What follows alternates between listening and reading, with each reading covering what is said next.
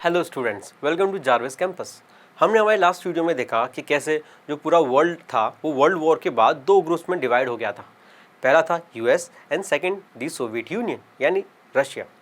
हमने देखा था कि वर्ल्ड वॉर के बाद इकोनॉमी जो थी वो काफ़ी ज़्यादा वीक हो गई थी, काफ़ी ज़्यादा डिस्ट्रक्शन हुआ था और इसलिए अब इकोनॉमी को वापस खड़ा करना था, क्योंकि अगर इकोनॉमी वापस डेवलप नहीं होगी तो लोगों को काफ़ी ज़्यादा प्रॉब्लम होने वाली है। तो उस समय के जो इकोनॉमिस्ट थे और जो पॉलिटिशियंस थे उन्होंने इंटर वॉर इकोनॉमिक एक्सपीरियंसेस से दो चीज़ें सीखी। उन्होंने कहा कि अगर इन दो फैक्टर्स को ध्यान में रखेंगे तभी किसी भी देश की इकोनॉमी डेवलप हो सकती है।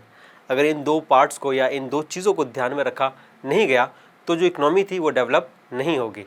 पहला फैक्टर था मास प्रोडक्शन नीड्स मास कंजप्शन, यानी अगर कंट्री में मास प्रोडक्शन हो रहा है तो वहाँ पर मास कंजप्शन भी होना चाहिए, यानी जितने प्रोडक्ट्स बन रहे हैं उतने प्रोडक्शन का यूटिलाइजेशन यूज़ भी होना चाहिए, तभी जो इकोनॉमी है वो डेवलप होगी। इसके अलावा अब मास कंजप्शन के लिए लोगों के पास पैसे होने चाहिए ना, तो मास कंजप्शन के लिए लोगों के पास पैसे होना चाहिए।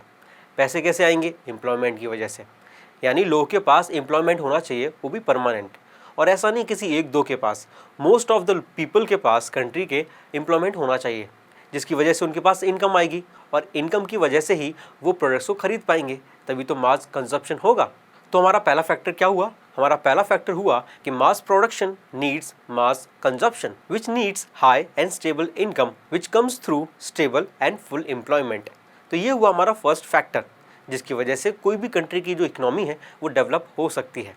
अब देखते हैं दूसरा फैक्टर। दूसरा फैक्टर था countries economic link with the outside world should be controlled by government, यानी किसी भी कंट्री में क्या एक्सपोर्ट हो रहा है और क्या इंपोर्ट हो रहा है दूसरे देशों से, इस चीज़ का कंट्रोल गवर्नमेंट को रखना पड़ेगा, क्योंकि अगर ऐसा नहीं किया तो जो इंपोर्ट और एक्सपोर्ट का बैलेंस है वो नहीं बनेगा और क्या कभी ना कभी इसकी वजह से प्राइस में काफ़ी ज़्यादा कमी आ जाएगी, जिसकी वजह से लोग परेशान हो सकते हैं।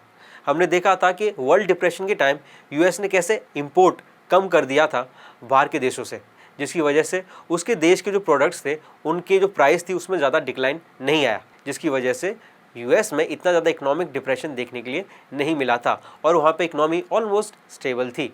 यानी अगर गवर्नमेंट को फुल एंड स्टेबल एम्प्लॉयमेंट देना है तो उसे कंट्रोल रखना पड़ेगा flow of goods, capital and labour पे। तो इन दो फैक्टर्स को ध्यान में रख के इकोनॉमिक डेवलपमेंट करना था, मगर सवाल आता है वो करेगा कौन? इन दोनों फैक्टर्स को कौन प्रिजर्व करेगा या देखेगा कि जो कंट्रीज़ है वो इन दोनों फैक्टर्स को इक्वली परफॉर्म कर पा रही है कि नहीं कर पा रही। तो इसके लिए एक मीटिंग होती है 19 जुलाई 1944 में ब्रिटेन वुड्स में। ये एक जगह थी जो थी न्यू हैम्पशायर यूएसए में।